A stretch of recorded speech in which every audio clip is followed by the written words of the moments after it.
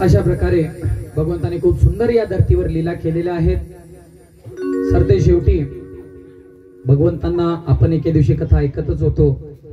माता गांधारीने श्राप दिला होता की हे वृष्णीवंशी आपापसातच भांडून काय होणार आहेत, मरण पावणार आहेत, हे वंश नष्ट होणार आहे.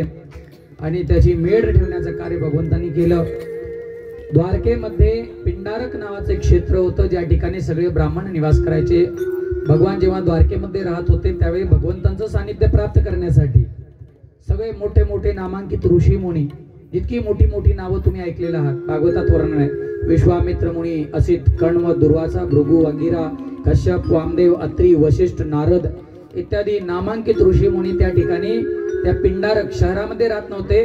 द्वारकेच्या बाहेर एक असा आश्रम सारखा भाग भगवंतांनी ठेवला होता. त्या ठिकाणी सगळे ब्राह्मण हे असे मोठे मोठे ऋषी मुनी निवास करायचे.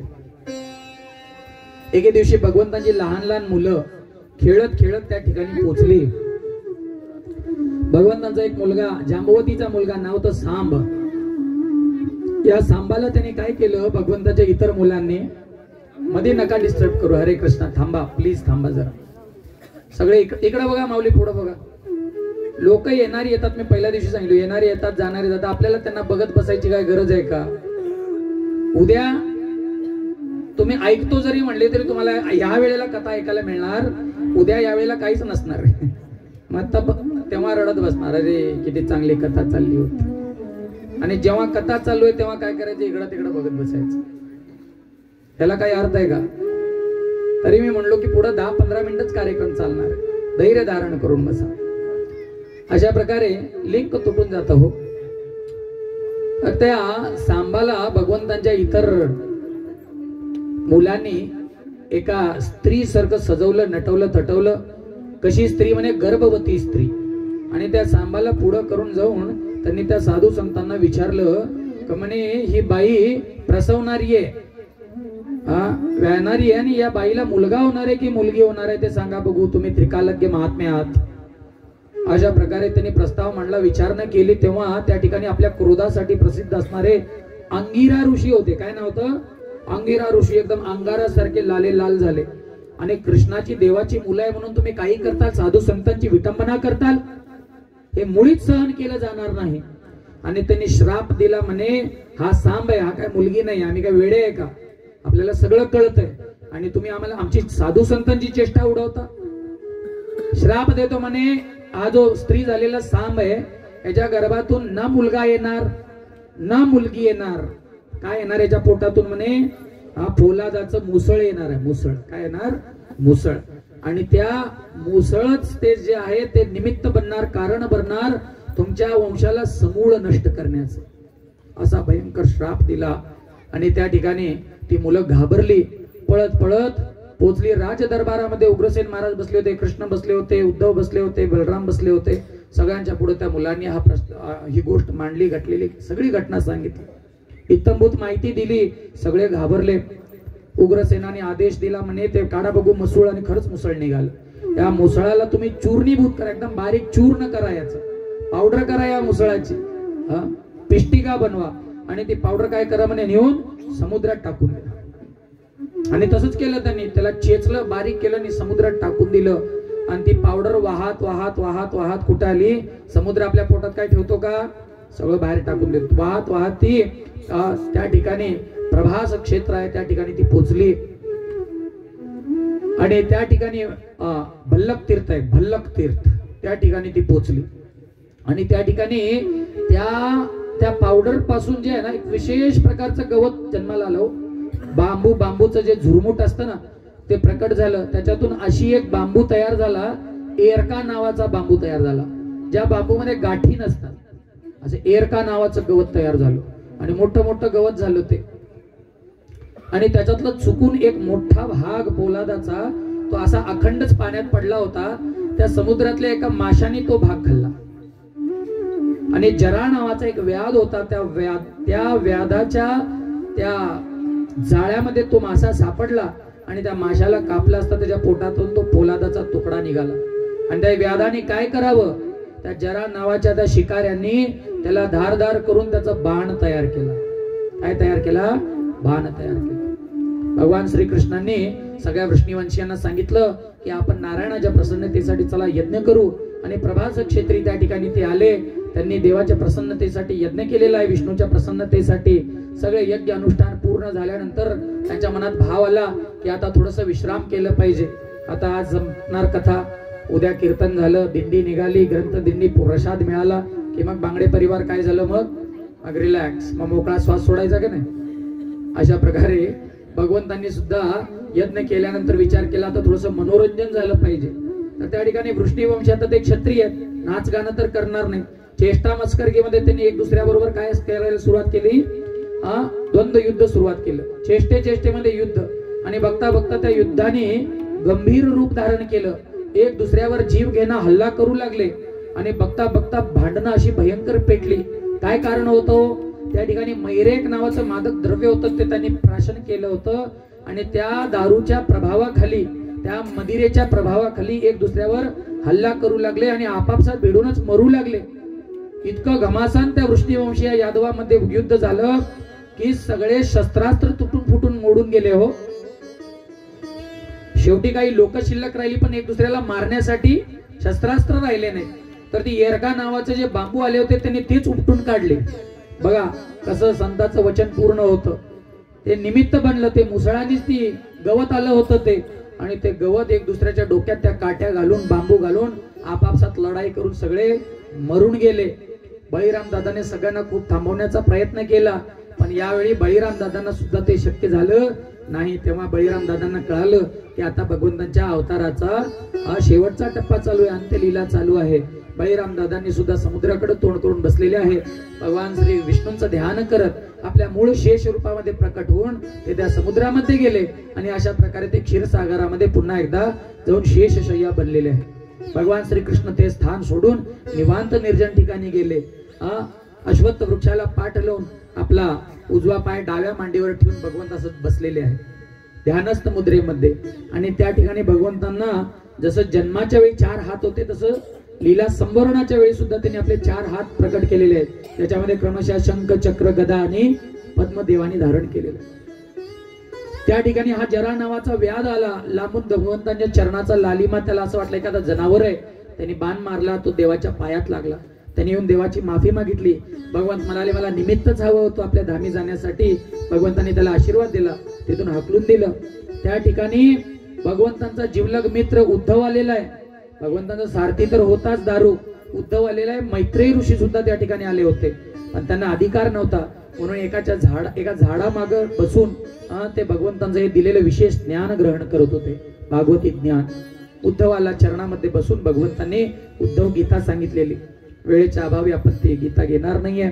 जे काही भाव कृष्णाला अर्जुनाला सांगताना राहिलेला होता, उद्धव गीता अजून विशद आहे, अजून विशेष आहे. त्याच्यात 18 तर यात 24हून अधिक अध्याय या उद्धव गीतेमध्ये आहेत. खूप विशेष ज्ञान भगवंतांनी दिलं. त्या ठिकाणी भगवंतांनी 24 गुरूंचं सुद्धा वर्णन केलेलं आहे. कशा प्रकारे दत्तात्रयाने विविध गुरूंकडून विविध ज्ञान प्राप्त केलं. काही हेय शिक्षा ग्रहण केल्या की एखाद्याकडून शिकलं की बाबा काय करू नये, आणि काही उपादेय शिक्षा धारण केल्या, याच्याकडून शिकलं की आपल्याला काय केलं पाहिजे. अशा प्रकारे भगवंतांनी उद्धवाला ज्ञान दिलं आणि उद्धवाला सांगितलं की तू वृंदावनाला जा. त्या ठिकाणी माझे काका विदुरजी येतील, त्यांना मैत्रेय ऋषीकडे पाठव आणि तू कुठं जा म्हणे, बद्रीश पंचायतामध्ये जा. उद्धवजी अजरामर आहेत, बद्रीश पंचायतले एक ते सदस्य आहेत. आणि आज सुद्धा बद्रिकाश्रम मध्ये तुम्हाला त्यांचं दर्शन होऊ शकतं. उद्धवजी बद्रिकाश्रम धामामध्ये राहतात, नरनारायण ऋषींच्या सानिध्यामध्ये. अशा प्रकारे भगवंतांनी सगळ्या लीला संपन्न केल्या आणि सरते शेवटी ध्यानस्थ बसलेले आहेत. आणि जेव्हा तो विशेष काळ वेळ आलेली आहे, जेव्हा भगवंतांना आपली लीला संपवायची आहे, सदेह भगवंत, कारण भगवंतामध्ये आणि त्यांच्या देहामध्ये काही भेद नाहीये, एकच आहे. शंख चक्र गदा पद्म मूळ रूपात प्रकट झाले, ते आकाशात निघून गेले आणि सशरीर भगवंत हळूहळू हळूहळू भूलोकीचं हे धाम सोडून आपल्या मूळ निवासस्थानी गोलोक नामनी निजधामनी तलेच तस्य देवी महेश हरिराम सुतेषु तेषु गोलोक नावाच्या आपल्या धामामध्ये गेलेले आहेत आणि अशा प्रकारे त्यांनी आपली लीला काय केलेली आहे, संपवलेली आहे. कृष्णचंद्र भगवान की जय. अशा प्रकारे सुंदर कथानक शुकदेव गोस्वामीने राजा परीक्षिताला सांगितलं. परीक्षित महाराज तृप्त झालेले आहेत, त्यांचं मन स्थिर झालेलं आहे, शांत झालेलं आहे. मरणाची भीती आता त्यांना राहिली नाही. आकाशातून पुष्पवृष्टी झाली, उपदेश दिला. हे राजन, या कलियुगातील जीवांची दशा खूप विचित्र आहे. हे कलियुग जो आहे हा सगळ्या जीवांना त्रास देणारा आहे. कलियुग कसा आहे म्हणे, हा कलियुग सर्व साधन बाधक, कोणत्याही धार्मिक अनुष्ठानामध्ये व्यत्यय निर्माण करणारा जरी असला तरी याच्यामध्ये एक विशेष गुण आहे. त्या ठिकाणी नीट लक्ष देऊन ऐका. हा शेवटचा उपदेश शुकदेव गोस्वामींचा. काय म्हणाले, हे हा जो कलियुग आहे, कलेर दोष निधे राजन अस्ति एको महान गुण कीर्तनाद एव कृष्णस्य मुक्त संग परम व्रजेत. या कलियुगामध्ये हजार दोष जरी असले तर एखाद्या जीवाने केवळ देवाचं नाव घ्यावं. हरे कृष्ण कृष्ण कृष्ण हरे हरे, हरे राम राम राम हरे हरे. कीर्तनाद एव कृष्णस्य मुक्त संग परम व्रजेत. केवळ देवाचं नाव घेतला की तो काय होतो म्हणे, मुक्त होऊन जातो. अशा प्रकारचा शेवटचा उपदेश दिला आणि सुखदेव गोस्वामी तिथून निघून गेले. त्यांचा स्वागत सत्कार झाला, पादप्रक्षालन झालं, ते आपल्या मार्गस्थ झाले. त्यानंतर राजा परीक्षिताने आपलं मन बुद्धी अहंकार एकवटलं. भगवंतांच्या चरणाचं ध्यान करत ते स्थिर झाले. अजून सर्पाचा दंशी झालेला नाही. परीक्षित महाराजांनी काय केलेलं आहे, आधीच आपलं शरीर सोडून दिलेलं आहे. प्रभुपाद आपले उदाहरण देतात. दोन प्रकारचे नारळ असतात, एक ओला नारळ असतो आणि एक सुखा नारळ असतो. जे भौतिक जगात राहणारी लोक असतात ते ओल्या नारळासारखे असतात. आतलं खोबरं वरच्या कवचाला बेल्ट्याला चिटकून असतं. काढण्यासाठी चाकू खुपसून वडून काढावा लागतो, त्या खोबऱ्याला खवावं लागतं. तेव्हा कुठं तर खोबरं काय होतं, वेगळं होतं. परंतु साधू संत हे कसे असतात, वाळल्या खोबऱ्यासारखे असतात, वाळल्या नारळासारखे. आतून खडखड, आतून खोबरं काय झालेलं आहे, कवटीपासून पूर्ण वेगळं झालेलं आहे. नारळ फोडायची देर आहे, बेल्ट बाजूला होणार आहे, कवच बाजूला होणार आहे आणि अख्खी खोबऱ्याची वाटी बाजूला होणार. अशा प्रकारे परीक्षित महाराजांनी ऑलरेडी आपलं शरीर सोडून दिलेलं आहे. देवी देवतांची राजाची मुक्ती झालेली पाहून वरून पुष्पवृष्टी केली. त्या फुलातूनच हा तक्षक नावाचा सर्प खाली पडलेला आहे आणि बघता बघता त्याने अकराळ विकराळ रूप धारण केलं आणि आपल्या अग्नियुक्त अशा विषाक्त त्या अग्नीने परीक्षित महाराजांचा जो देह आहे त्याने जाळलेला आहे, भस्मीभूत केलेला आहे. आणि अशा प्रकारे विशेष प्रकारे परीक्षित महाराजांनी अंत्येष्टी करायची गरज पडली नाही. दाह संस्कार अशाच प्रकारे परीक्षित महाराजांचा पूर्ण झालेला आहे. बोलिए परीक्षित महाराज की जय, सुखदेव गोस्वामी महाराज की जय. आणि ही कथा नैमिषारण्यमध्ये सूत गोस्वामी सांगत आहेत आपल्या शौनकादी 88,000 ऋषी मुनींना. त्या ठिकाणी त्यांनी भागवताची महिमा सांगितली. धन्य ही भागवत कथा म्हणे, जसं या जगामध्ये निम्नगानाम यथा गंगा देवानाम अच्युतो यथा. जशा प्रकारे नद्यांमध्ये गंगा श्रेष्ठ आहे, जशा प्रकारे देवी देवतामध्ये अच्युत श्रेष्ठ आहे. वैष्णवानाम यथा शंभू पुराणानाम इदम तथा. जशा प्रकारे संत सज्जनामध्ये भगवान शंकर श्रेष्ठ आहेत वैष्णवामध्ये, तसेच सगळ्या ग्रंथामध्ये श्रीमद भागवत महापुराण श्रेष्ठ आहे. ग्रंथराज श्रीमद भागवत महापुराण की. अशा प्रकारे त्यांनी भागवताची महिमा सांगितली आणि सरते शेवटी सगळ्या ऋषी मुनींनी भगवंतांचं ध्यान केलेलं आहे. यम ब्रह्मा वरुणेंद्र रुद्र मरुतः स्तुन्वन्ति दिव्यै स्तवै वेदै सांग पदक्रमोपनिषदै गायन्ति यं सामगा ध्यानावस्थित तद्गतेन मनसा पश्यन्ति यं योगिनो यस्यां तं न विदुःसुरा सुरगणा देवाय तस्मै नमः. सगळ्या साधू संतांनी भगवंतांना शेवटचा नमस्कार केलेला आहे. यम ब्रह्मा वरुणेंद्र रुद्र मरुत स्तुन्वन्ति दिव्ये स्तवै. सगळे देवी देवता ज्या देवाची नित्य निरंतर स्तुती करतात. वेदही सांग पदक्रम उपनिषदै गायन्ति यम सामगा. साम गायन करून सगळे वेद सुद्धा ज्या देवाची स्तुती करतात. यस्याम तन न विदुः सुरा सुरगणा. देवी देवतांना राक्षसांना सुद्धा ज्या देवाचा अंत कळत नाही, अशा देवाला मी काय करतो म्हणे, नमस्कार करतो. कृष्णचंद्र भगवान की जय. अशा प्रकारे सर्वांनी काय केलेलं आहे, भगवंतांना नमन केलेलं आहे. या ठिकाणी 18,000वा श्लोक भागवतमचा आपण हात जोडून 3 वेळा माझ्या मागे म्हणायचा आहे आणि भागवताला आपण या ठिकाणी विश्राम देणार आहोत. सर्वांनी हात जोडा. बाळकृष्ण भगवान श्री कृष्ण कन्हैया लाल, राधा श्याम सुंदर, राधा गोविंद देवी यांचं ध्यान करा, चिंतन करा आणि हा श्लोक सर्वांनी माझ्या मागे म्हणायचा आहे. नाम संकीर्तनम यस्य, नाम संकीर्तनम यस्य, सर्व पाप प्रणाशनम, सर्व पाप प्रणाशनम, प्रणामो दुःख शमनः, प्रणामो दुःख शमनः, तं नमामि हरिं परं, तं नमामि हरिं परं.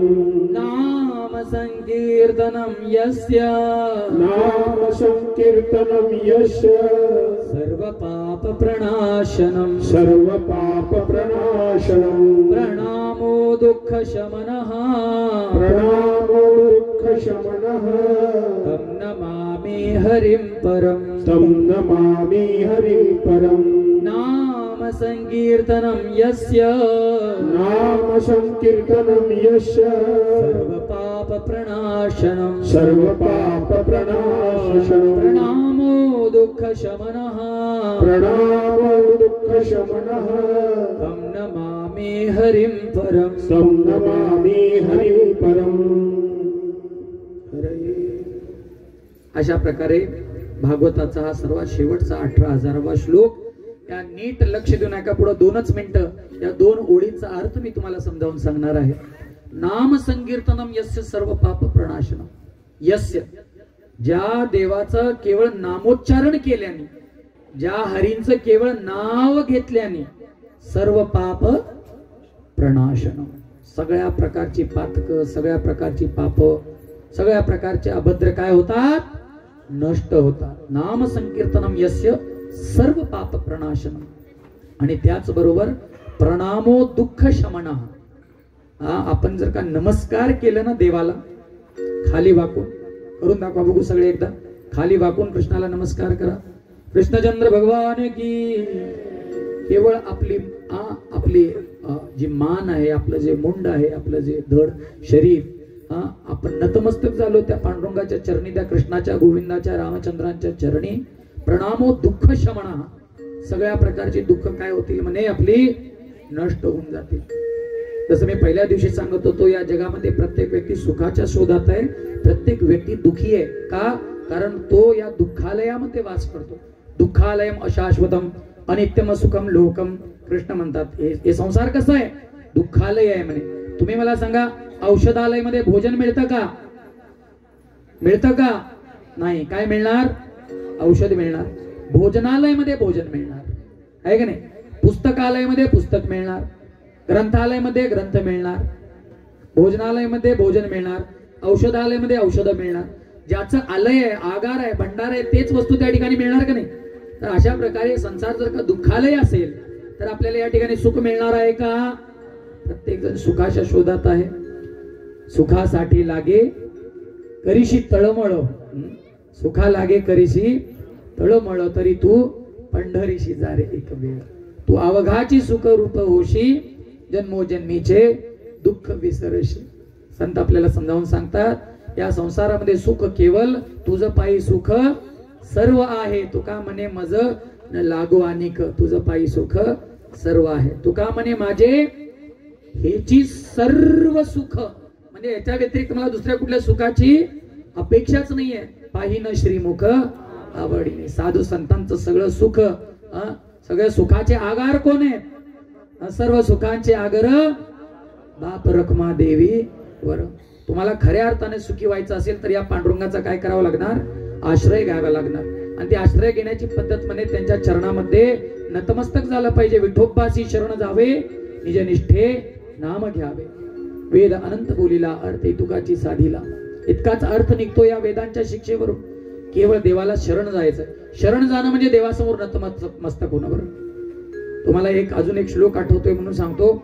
6व्या स्कंदामध्ये जेव्हा अजामेळ तावडीतून सुटला, या यमदूताने जाऊन आपल्या मालकाला विचारलं, यमराजांना, कधी संती सास्तारो जीवलोकस्य वै प्रभू.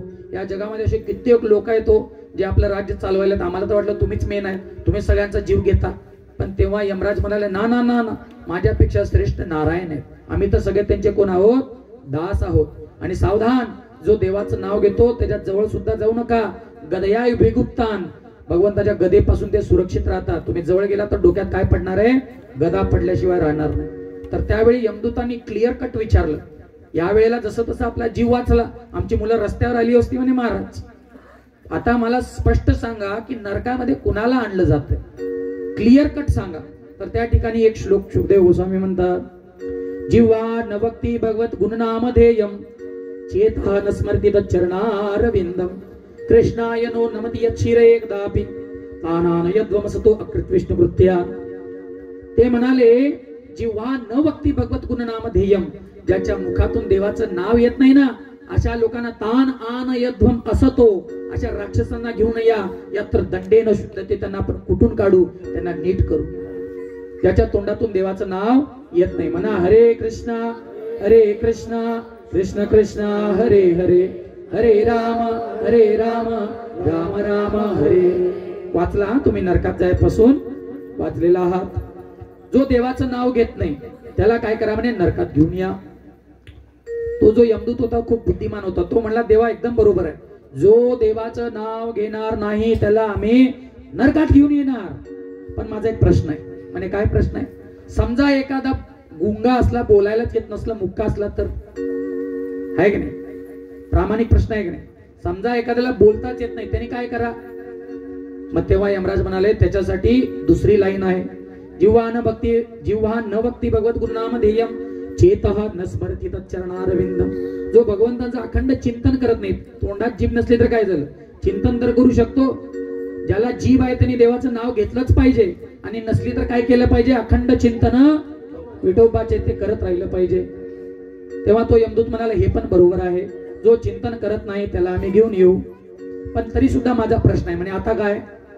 म्हणजे समजा एखादा वेडा विक्षिप्त असला तर काय करा? ज्याला कळतच नाही कशाचं चिंतन केलं पाहिजे आणि कशाचं नाही.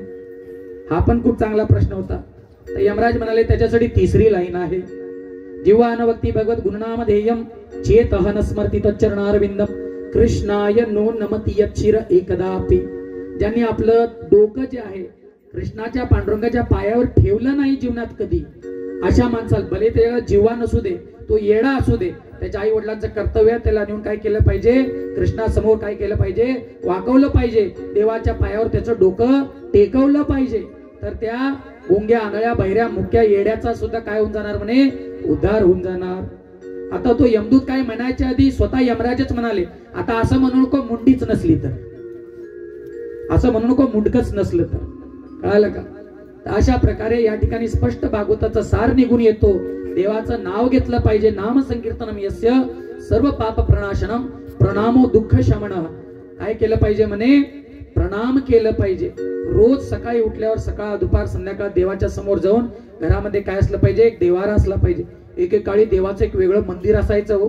देवाची एक खोली वेगळी असायची. केवढा मोठा देवारा आपला असायचा. आता तो देवारा हळूहळू काय होत गेलेला आहे? छोटा छोटा छोटा छोटा होत गेलेला. खाली बुट ठेवतात, वर देवारा, वर देवारावर नमस्कार, बुट घालता घालता देवाला नमस्कार करतात. अशी चित्र विचित्र लोक शहरामध्ये बघा ना तुम्ही, अशीच हालत आहे. देवारा काय होत गेला? देवघर छोटं छोटं छोटं होत गेलं. आणि टीव्ही मात्र पहिला एवढासा टीव्ही होता आहे. हळूहळू आता त्या टीव्हीचं काय झालेलं आहे? होम थिएटर झालेलं आहे. पहिला घर एक मंदिर होतं, घर एक काय होतं, आता काय झालंय? होम थिएटर झालेलं आहे. घर काय झालेलं आहे? थिएटर झालेलं आहे. तर अशा प्रकारे घरामध्ये भगवंतांना विराजित करा. लड्डू गोपाल असो, विठ्ठल रुक्मिणी असो, लक्ष्मीनारायण असो, राजा रामचंद्र असो, सीताराम लक्ष्मण हनुमान असो, त्याचबरोबर राधा कृष्ण कोणी असो, भगवंतांना ठेवा, त्यांची रोज पूजा करा, रोज भगवंतांना भोग लावा, रोज भगवंतांना नमन करा आणि भगवंतांचं नाम संकीर्तन करा. ही सर्वांना कळकळीची विनंती आहे. भागवताचा हा सार आहे. आपल्याला भगवंताच्या भक्तीत लागलं पाहिजे, भगवंतासमोर नतमस्तक झालं पाहिजे आणि प्रेमाने भगवंतांचं नाव घेतलं पाहिजे. उद्या या ठिकाणी आपले भक्त येत आहेत नागपूर इस्कॉन वरून आणि त्या माळा घेऊन यायलेत. सगळे जपाच्या भरपूर माळा घेऊन यायलेत. हा, आणि गीता सुद्धा घेऊन आलेत. ज्ञान प्राप्तीसाठी गीता, नाम जपासाठी माळा. उद्या सगळे घेऊन येणार आहेत. काल्याच्या कीर्तनानंतर सर्वांना माळा वाटण्यात येतील. तर सर्वांना कळकळीची विनंती, असं म्हणतात की भागवत कथा ऐकली तर कथाकाराला काय ना काहीतरी दक्षिणा दिली पाहिजे. तर हीच दक्षिणा तुमच्याकडून मी अपेक्षा ठेवतो की तुम्ही या ठिकाणावर मोकळ्या हाताने आपल्या घरी जाऊ नका. जाताना आपल्या बरोबर देवाचं नाव घेऊन जा आणि नित्य निरंतर पांडुरंगाच्या नावाचा जप करा. हा विशेष मंत्र आहे. कलियुगाचा तारक मंत्र सांगितलेला आहे. हरे कृष्णा कृष्ण कृष्ण हरे हरे, हरे राम राम राम हरे हरे. रोज कमीत कमी एक माळ तरी या माळेचा तुम्हाला जप करायला पाहिजे. हात वर करा. किती जण संकल्प घेणार की बाबा ह्याच्या पुढे कमीत कमी एक माळा मी निश्चित करेन. खूप चांगली गोष्ट आहे. धन्यवाद. उद्या सर्वांचं स्वागत आहे. उद्या या ठिकाणी तुम्ही या, तुम्हाला माळ्यात दिल्या जातील, संकल्प करून घेतला जाईल आणि त्याच्यानंतर तुम्ही काय करा, देवाचं नाव घ्या आणि दुर्लभ मनुष्य शरीर जे आपल्याला प्राप्त झालेलं आहे याचा काय करा, उद्धार करा. कृष्णचंद्र भगवान की, ग्रंथराज श्रीमद भागवत महापुराण की, भागवत कथा महामहोत्सव की. या ठिकाणी मी माझ्या वाणीला विश्राम देतो.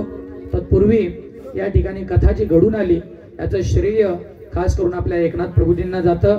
त्यांनी आग्रह केला आणि त्यांच्या आग्रहाला सौभाग्य मानत मी या ठिकाणी आलो सेवेसाठी, कथा कीर्तनाच्या सेवेसाठी. त्यांच्या समस्त बांगडे परिवाराचं मी अभिवादन करतो, धन्यवाद देतो. त्यांच्याबरोबर त्यांची माताजी, त्यांची 2 मुलं, या ठिकाणी सागर आहे, कांचन आहे. तर त्यांनी खूप मनोभावे या ठिकाणी सेवा केली. या गावातील सुद्धा बांगडे परिवाराने खूप सेवा केली आणि त्याबद्दल त्यांचे मी आभार व्यक्त करतो. आणि त्याचबरोबर तुम्हा सर्व गावकऱ्यांचं ज्यांनी या ठिकाणी आपल्याला शरण दिली, या ठिकाणी सुंदर कथा केली, कथेला उत्साह येण्यासाठी या ठिकाणी उपस्थित राहिला, त्यासाठी सगळ्या श्रोतेगणांचे धन्यवाद देतो.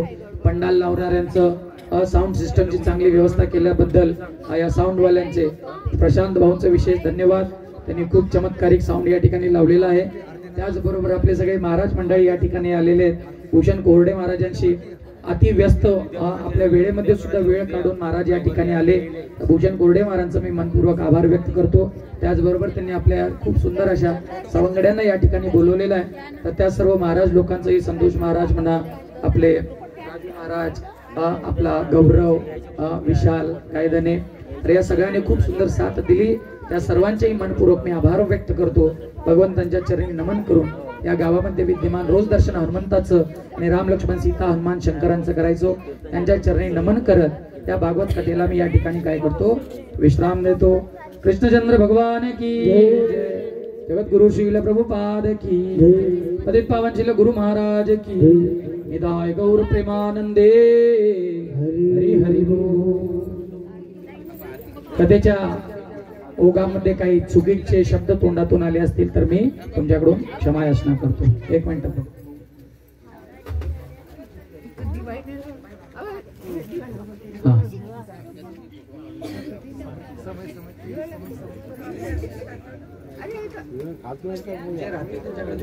विशाल आणि महाराज, विशाल आणि महाराज आहेत, आपण त्यांच्याकडे जातील, पोचतील, त्यांना काही चिंता नाही.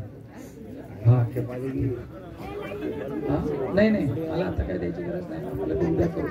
आता हार वगैरे बस सामान्य आभार करू शकतो. आता या ठिकाणी नीट सूचना आहे का? सूचना अशा प्रकारे आहेत, सांगतील आपले महाराज. सांगा, भूषण महाराज सांगा, सूचना सांगा. यजमानांच्या हस्ते सर्वप्रथम ग्रंथाचं पूजन होईल. आरती होणार. यजमानांच्या हस्ते ग्रंथाचं पूजन होईल आणि पूजन झाल्यानंतर आरती होईल. आरती झाल्यानंतर या ठिकाणी आभार प्रदर्शनाचा कार्यक्रम होईल. तेव्हा आरती झाल्यानंतर सुद्धा कोणीही जागेवरून उठू नये आणि नंतर आरती झाल्यानंतर रांगेमध्ये सर्वांनी वर येऊन, रांगेमध्ये येऊन ग्रंथाचं पूजन आपल्या यथाशक्ती ग्रंथावर दक्षिणा समर्पित करायची आहे आणि ग्रंथाचं दर्शन घ्यायचं आहे. तेव्हा सर्वप्रथम यजमान, आपल्या 7 दिवसाचे जे यजमान आदरणीय श्री एकनाथ प्रभूजी आणि त्यांच्या सौभाग्यवती ग्रंथाचं पूजन करतील आणि आरतीला आपण सुरुवात करूया. हे वगैरे लावून द्या. हार वगैरे असेल तर घाल. या सगळ्या किती हार आहेत ना आपल्याकडे, भरपूर आहेत ना. मागवा सगळ्यांना हार घाला. आणि आहेत ते सांगतात, तुम्ही ग्रंथाचं पूजन चालू करा.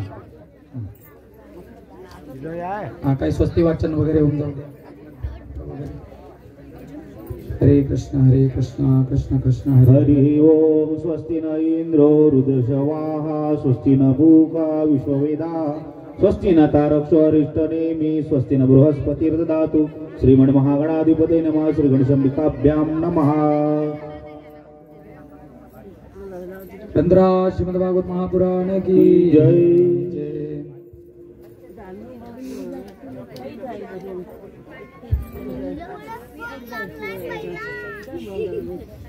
हरे कृष्णा हरे कृष्णा कृष्ण कृष्ण हरे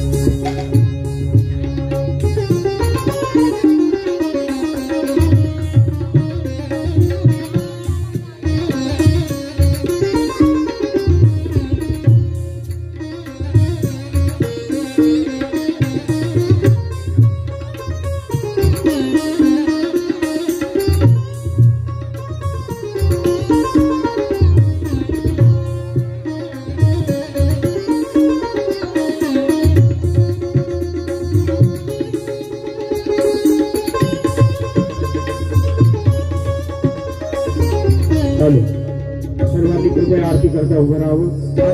आरतीसाठी उभे राहा. आरतीसाठी सर्वप्रथम आरती होईल आणि नंतर सर्वांनी रांगेमध्ये या ठिकाणी आभार प्रदर्शन होईल. आरती झाल्यानंतर आभार प्रदर्शनानंतर सर्वांनी रांगेमध्ये येऊन ग्रंथाचं पूजन करावं.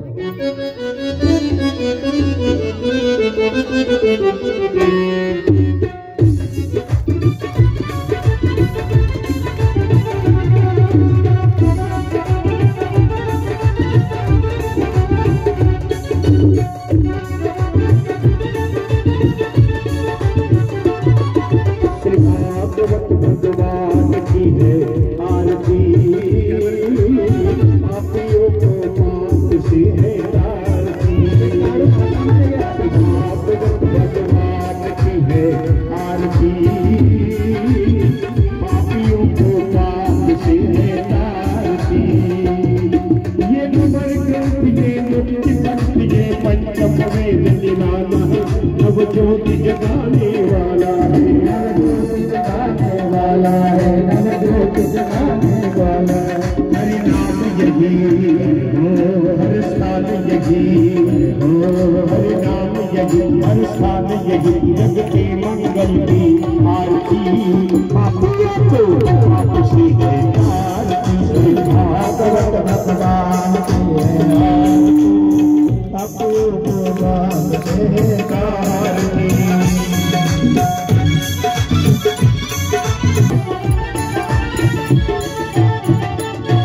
ये शांत गीत पापों को मिटाने वाला है, हरि दर्श कराने वाला है, हरि दर्श कराने वाला है, हरि दर्श कराने वाला है। सुख करनी दुख हरनी, सुख करनी दुख हरनी। श्री मधुर जल की आरती पापियों को श्री आरती। श्री भागवत भगवान की है आरती, पापियों को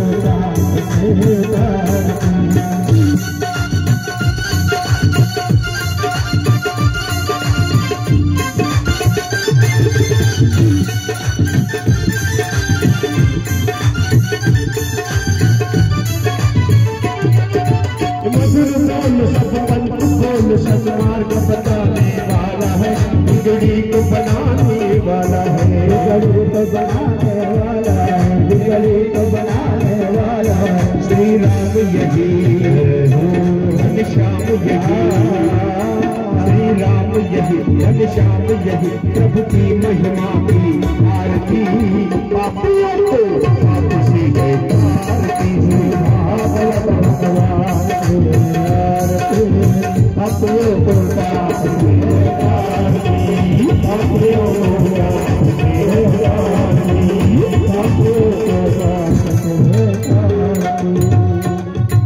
युगे 28 महिने बनी होगा मंदिर रखवाई दिस तुम्हें शोभा तरीका की बेटी पर ब्रह्मा जोगा चली बाहे बीमा तेरी जोगा जय देव जय पांडुरंगा हरिनाम रमाई वल्लभा राई चावल बाबा गुणगा जय देव तुलसी मारा गया कर क्यों करती आशा की चल हनुमंत पुरे उदे रानी जय देव पांडुरंगा पांडुरंगा आषाढ़ी कार्तिकी भक्त जली थी चंद्रभागे मन स्नान देकर दर्शन हेरा माता हो मुक्ति विश्वासी नाम ने बतावे भारती कैसे बजे के मोटा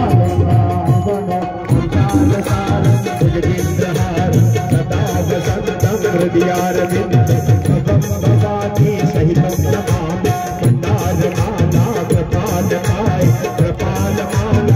शंकराय दिगंबराय दिगंबराय नमः शिवाय